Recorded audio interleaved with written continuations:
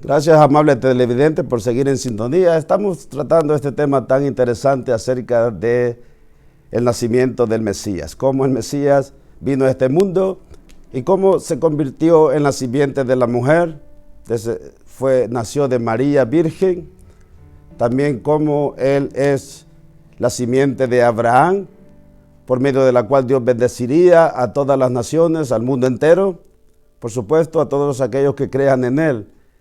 Y por último estamos hablando de la simiente de David, porque siendo él de la simiente de David, descendiente directo de David, era el heredero legítimo al trono de David su padre. Alabado sea el Señor. Y en ese punto es que estamos tratando ahora. Veíamos cómo Dios en el capítulo 17 de Primera de Crónicas, el verso 10 le decía a David por medio de Natán: te hago saber además que Jehová te edificará casa. Y cuando tus días sean cumplidos para irte con tus padres, levantaré descendencia después de ti a uno de tus hijos y afirmaré su reino. Él me edificará casa y yo confirmaré su trono eternamente. Yo le seré por padre y él me será por hijo, y no quitaré de él mi misericordia como la quité de aquel que fue antes de ti, o sea, Saúl, sino que lo confirmaré en mi casa y en mi reino eternamente, y su trono será firme para siempre. Te leí hasta el verso 14. Entonces aquí vemos cómo Dios le hace la promesa a David. Cuando Jesús caminaba por las tierras de Palestina, allá en Israel, dice que iba pasando por Jericó y había un ciego que estaba sentado junto al camino mendigando. Y al oír a la multitud que pasaba, preguntó qué era aquello. Y le dijeron que pasaba Jesús Nazareno. Entonces vino dando voces y decía: Jesús, hijo de David, ten misericordia de mí. Aquel ciego reconocía que Jesús era el hijo de David prometido. Este hijo que nos está profetizando Jeremías en el capítulo 9, versos 6 y 7 que te leí. Y dice que los que iban delante le reprendían para que callase, pero él clamaba mucho más: Hijo de David, ten misericordia de mí. Eso está en Lucas capítulo 18, versos 35 al 39. En Mateo 15, 22 dice: y aquí una mujer cananea que había salido de aquella región, clamaba diciéndole: Señor, hijo de David, ten misericordia de mí. Mi hija es gravemente atormentada por un demonio. Alabado sea Dios. Es decir, las personas reconocían que ese personaje que caminaba entre ellos, haciendo milagros, prodigios y maravillas, era aquel hijo de David prometido.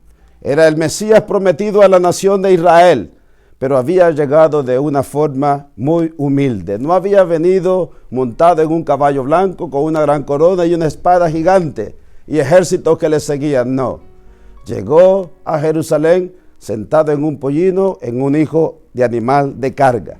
Alabado sea Dios.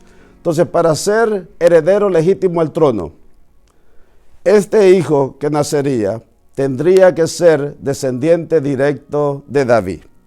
Y cuando vemos la descendencia de José, que era hijo de David también, nos dice en Mateo capítulo 1, el verso 16, y Jacobo engendró a José, marido de María, de la cual nació Jesús, llamado el Cristo.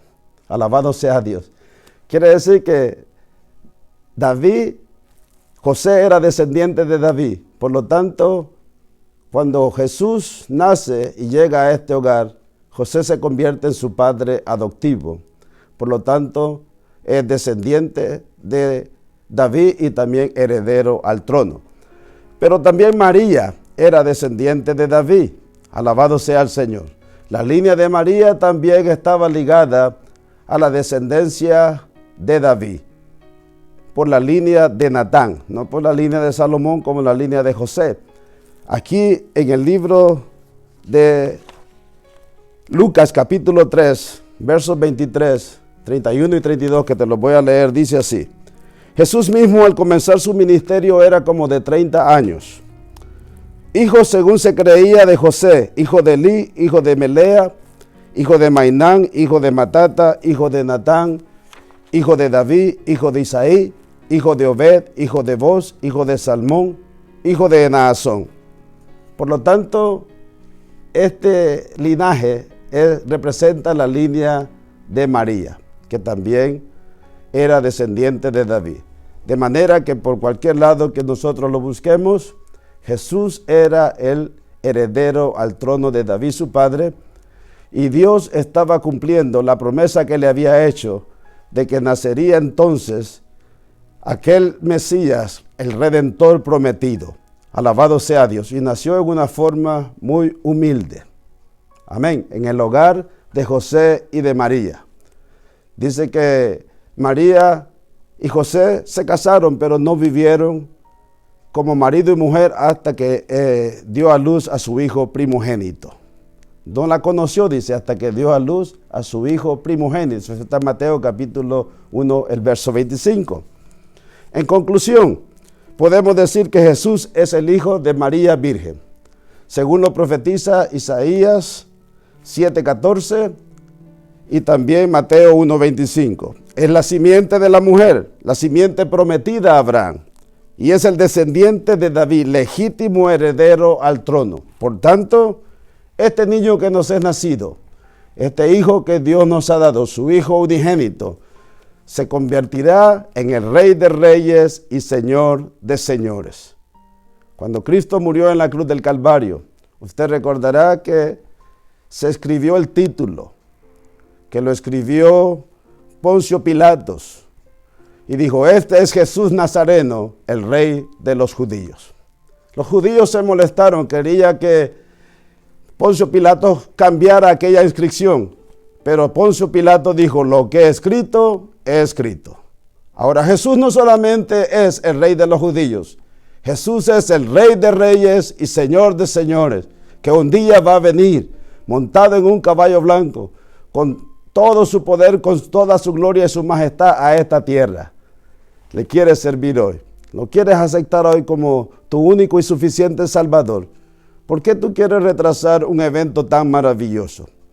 Y si eres judío y te han educado en la ley judía, este es el Mesías prometido. Murió en la cruz del Calvario, fue sepultado, resucitó al tercer día, se levantó victorioso y está a la diestra de Dios Padre Todopoderoso. Y de ahí ha de venir un día a esta tierra para gobernar.